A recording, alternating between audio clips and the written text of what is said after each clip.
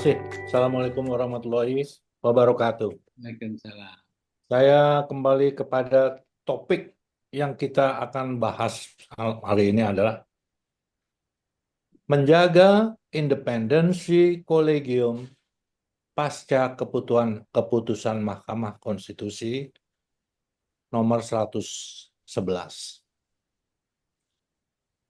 Saya termasuk orang yang mempunyai pemikiran, mohon maaf, garis keras. Setelah keluarnya keputusan MK ini, maka kita nggak usah lagi berbicara tentang KKI, islah sama mereka. Nggak ada urusan. Nggak ada urusan. Jangankan sama mereka. Kita pun udah sebetulnya harus kolegium itu memisahkan diri dari organisasi profesi. Seperti amar putusan yang diminta di nomor 182 yang diajukan oleh ID yang meminta kolegium dibuat oleh organisasi profesi ditolak. Itu kita harus terima. Jadi kolegium yang ada haruslah kolegium yang betul-betul independen. Tidak di bawah organisasi profesi, tidak di bawah siapa-siapa, tapi sekelompok ahli dari bidang ilmu tertentu yang mendeklarasikan mendirikan kolegium. Siapa anggotanya kolegium itu? Kelompok ahli di bidang pendidikan dan guru besar. Udah clear itu.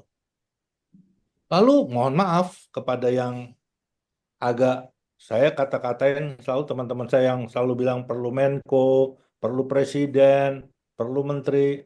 Itu orang-orang, mohon maaf ya, masih berjiwa amtenar, officer, pegawai, yang kalau nggak direstuin, nggak berani. Nggak ada kolegium dari dulu berdiri.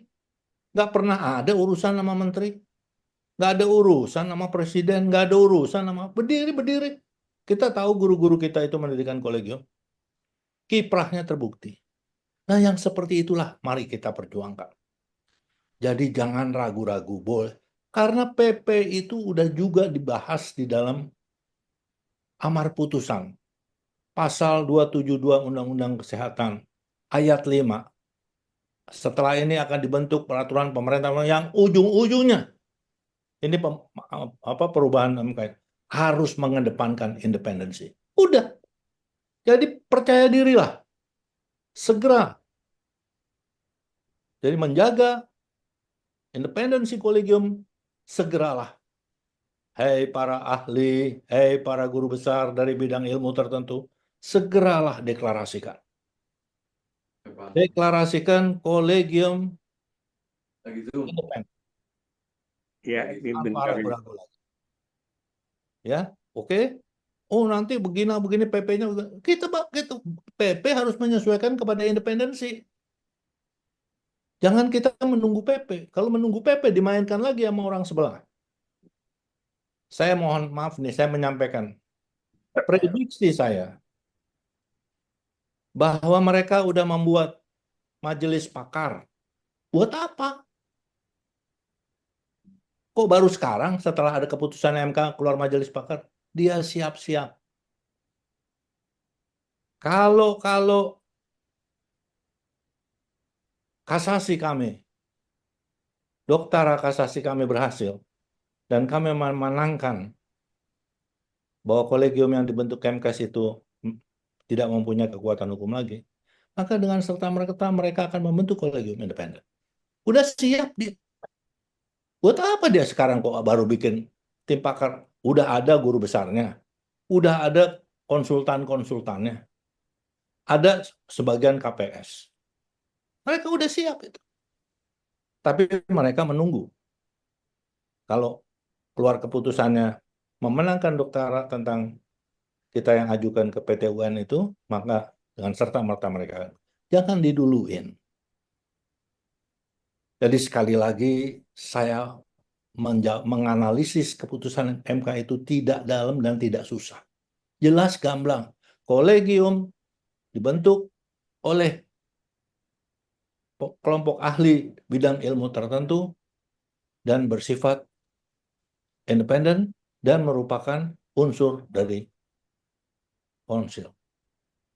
Untuk selanjutnya akan dibuat peraturan pemerintah dan sebetulnya dan harus mengedepankan independensi. Clear, titik. Mari kita jangan ragu-ragu. Mari saya dorong para organisasi profesi. Saya mendorong di bidang obstetrik ginekologi. Profesor Yudi tahu persis itu. Ya, mungkin Kang Hadi juga dengar waktu saya bicara di depan Majelis Guru Besar Kedokteran, saya bilang kita harus mengambil langkah nih. Jangan keduluan. Ya, yang perlu koordinasi dengan Menko itu hanya satu pasal yang diajukan ID, yaitu bahwa organisasi profesi adalah organisasi tunggal. Itu aja yang dibilang di dalam amar putusannya, ada perlu koordinasi Menko. Yang lain jangan, nggak usah. Itu menyulitkan kita sendiri. Berdiri aja. Berdiri buat ADART segera daftarkan ke akte notariskan dan daftarkan ke AHU. Begitu. Itu Pak Adi. Ya. Yang pertama yang harus kita lakukan dengan menjaga independensi kolegium setelah putusan Mahkamah Konstitusi, jawabannya adalah tanpa ragu-ragu lagi segera mendeklarasikan kolegium independen dari masing-masing cabang ilmu. Nah, sekarang persoalannya, apakah di masing-masing profesi mau akan ada badan yang seperti kolegium itu? Itu silakan. Rasanya memang tetap harus ada. Misalnya di penyakit dalam sebutannya komite. Ya, mungkin nanti di Objin sebutannya Dewan Pendidikan, terserah. Yang bertugas seperti kolegium yang lalu, minus kemampuannya, kewenangannya untuk melakukan ujian nasional dan sertifikat kompetensi. Tapi dia tetap mengkaji, kita ada kongres, kita ada menentukan topik, siapa yang melakukan orasi ilmiah, hadiah-hadiah kepada pemenang-pemenang tulisan, siapa yang melakukannya? Itu adalah kolegium profesi, bekas kolegium profesi yang sudah berganti nama. Ya, lalu apakah betul-betul kolegium independen itu terpisah dari profesi? Nggak mungkin. Kolegium obstetrik ginekologi independen terpisah dari POGI dalam artian sesungguhnya nggak mungkin. Orang-orang yang di dalam situ adalah anggota POGI. Ya, nggak mungkin kita bisa terpisah. Anggota ID juga ya. Secara administratif, ya itu terpisah. Tapi secara de facto, ya secara de jure terpisah, tapi secara de facto kita nggak bisa terpisah. Itu satu. Yang kedua soal KKI, konsil, betul sekali tadi. Ini nggak main-main. Mereka udah bilang bahwa, alhamdulillah keputusan MK menguatkan kita. Kita tinggal bilang, ajukan nama-nama anggota konsil, pemimpin konsil ini sekarang kepada presiden sehingga dibuatkan keputusan presiden sehingga kita langsung di bawah presiden. Kita harus berjuang, Bung. Kita harus melawan itu. Kita bisa bilang bahwa konsil yang ada sekarang adalah konsil bentukan Menteri Kesehatan. Satu, ketua KPU-nya jadi ketua konsil. Dua, konsil terdiri dari unsur pemerintah. Ya, unsur pemerintah itu udah jelas tuh di dalam amar putusan kemarin harus terkait dengan kesehatan dan terkait dengan pendidikan. Itu aja yang boleh mereka tunjuk. Kedua, oleh kolegium. Kolegium yang mana? Yang kolegium yang independen tadi. Yang kemarin yang ditunjuk semuanya oleh Menteri Kesehatan. Yang ketiga, organisasi profesi. Yang ditunjuk oleh Menteri Kesehatan. Dan utusan masyarakat.